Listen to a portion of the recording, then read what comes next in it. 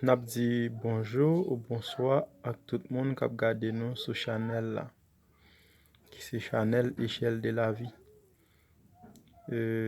Nou retire chapeau nou pou nou salye ou même chak gren nou kan, chak gren mambou, ou bien pa konen ki tip de religion ye a.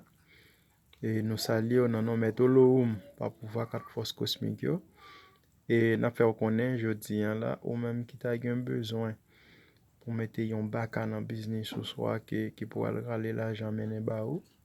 Kelke swa form baka ko ta ramen gen an, swa yon baka koulev, yon baka rat ou bien pigeon, etc.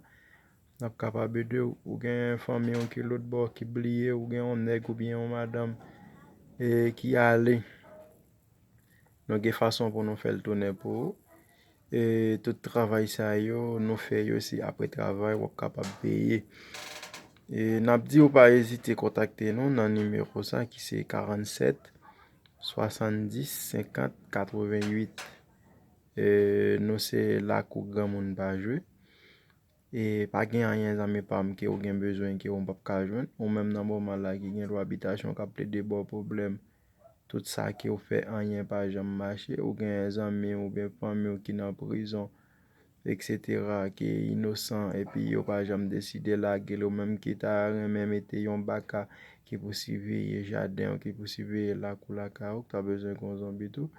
Pou kelke swa lot travay ko ta gen bezwen, pa evite kontakte nou la zame pam, ayi bobo a ou chen a ko zame.